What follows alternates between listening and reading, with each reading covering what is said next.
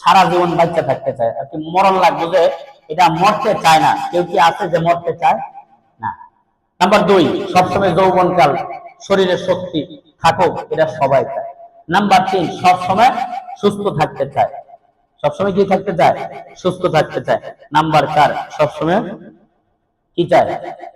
Chair, ক্ষমতা, chair চায়, ঠিক না? কিন্তু এটা দুনিয়াতে এটা 4 জিনিসের জায়গা না। এই 4 জিনিস মরার পরে যদি জান্নাতে যাই, আল্লাহ তাআলা জান্নাতের ভিতরে 4টা জিনিস দিব, বলেন সুবহানাল্লাহ। কয় জিনিস দিবে? 4টা জিনিস জান্নাতে দিবে। যেহেতু দুনিয়াতে মুসলমান হিসাবে আল্লাহ বানাইছে, পাঠাইছে, তাইলে আর উল্টা পাল্টা কাফের, বেঈমান, ইহুদি, নাসারা, খ্রিস্টানদের পথে চলে লাচ্ছি। আল্লাহ তাআলা আমাকে আপনাকে ঈমানের মতো একটা দৌলত দিয়েছে। এই দৌলত পায়া এই জন্য সঠিক পথ, আমাদের রাস্তা যেটা, মুসলমানদের রাস্তা যেটা, ইমানদারদের রাস্তা যেটা, ওই রাস্তায় চলতে হবে। চলবো না ইনশাআল্লাহ? কেমনে? সপ্তাহে একদিন নামাজ পড়া, তাহলে কয়দিন নামাজ পড়া? কয়দিন নামাজ পড়া? 5 ওয়াক্ত। আমি একবার 2-1 মাস আগে মনে হয় ওয়াদা নিয়েছিলাম যে 5 ওয়াক্ত নামাজ আপনারা পড়বেন না ইনশাআল্লাহ। অনেকে ওয়াদা দিচ্ছেন, এই ওয়াদা কয়জনে রাখছেন আল্লাহই ভালো জানে। আল্লাহ দেখছে না? এটা আল্লাহ দেখছে না? এখানে সিসি ক্যামেরা না থাকতে পারে, কিন্তু ফেরেশতা আমার আপনার সঙ্গে আসেনি, আছে। এই কথাগুলো যে বলতেছি আমারও ফায়দার জন্য, আপনাদেরও ফায়দার জন্য। এটা দুনিয়াবি কোনো ফায়দা না, এটা পরকালের ফায়দা। সুবহানাল্লাহ। এই জন্য বাজানেরা, সুস্থ থাকতে এরকম ভাবে সুস্থতার কদর করা, সময় থাকতে এরকম ভাবে সময়ের কদর করা, এই জন্য আমরা করবো তো ইনশাআল্লাহ? করবো না ইনশাআল্লাহ? আচ্ছা, এর পরবর্তী আয়াতে আল্লাহ তাআলা কি বলেন?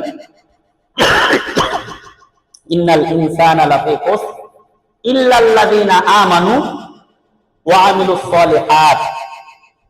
4টা গুণ যে মানুষের ভিতরে থাকবে তারা ক্ষতিগ্রস্তের মধ্যে না। এর গুণগুলো কইতেছে, এর মধ্যে একটা হচ্ছে যারা ঈমান আনে। যারা কি আনে? আমরা এখানে যারা আছি সবাই ঈমান আনছি না? সবাই কালেমা পড়েন, আশহাদু আল্লা ইলাহা ইল্লাল্লাহু ওয়া আশহাদু আন্না মুহাম্মাদান আবদুহু ওয়া রাসূলুহু। কালেমা শাহাদাতটা পারেননি সবাই? একটু পড়েন, লা ইলাহা ইল্লাল্লাহ মুহাম্মাদুর রাসূলুল্লাহ। ও মুসলমান ইমানদার বান্দা, যেই কালেমা পড়া আমি আপনি মুসলমান হইলাম, যেই কালেমা পড়া আমি আপনি ইমানদার হইলাম, সেই কালেমা ওই যে ছোট্টকালে মসজিদে মক্তবে যায়া পড়েছি, বয়স 30 হয়ে গেছে, বয়স 40 হয়ে গেছে, বয়স 70 হয়ে গেছে, ওই কালেমা শাহাদাতটা পরবর্তীতে এরপরে আর উচ্চারণ করার সময় অনেক মুসলমানদেরই হয় না। কথা বলেন ঠিক কিনা? এই জন্য বেশি পরিমাণে কালেমা পড়া, আশহাদু আল্লা ইলাহা ইল্লাল্লাহু ওয়া আশহাদু আন্না মুহাম্মাদান আবদুহু ওয়া রাসূলুহু। পড়েন না ইনশাআল্লাহ?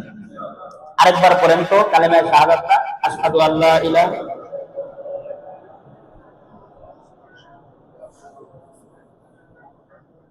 মাশাআল্লাহ, সব হইছে না? আমরা যে পড়ছি সব হইছে না?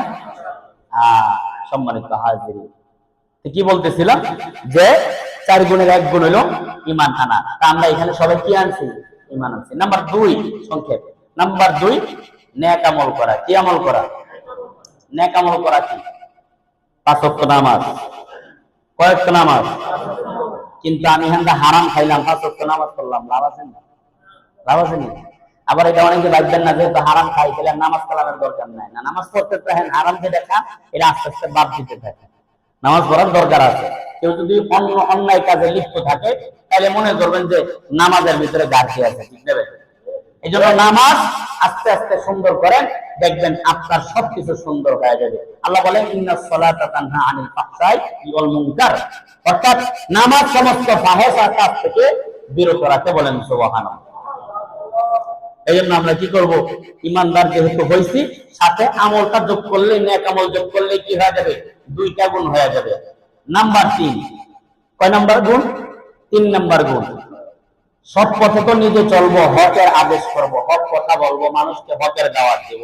নাম্বার 4, ধৈর্য নিজে ধরবো এবং ধৈর্যের তাকিদ করব। কয় গুণ? 4 গুণ।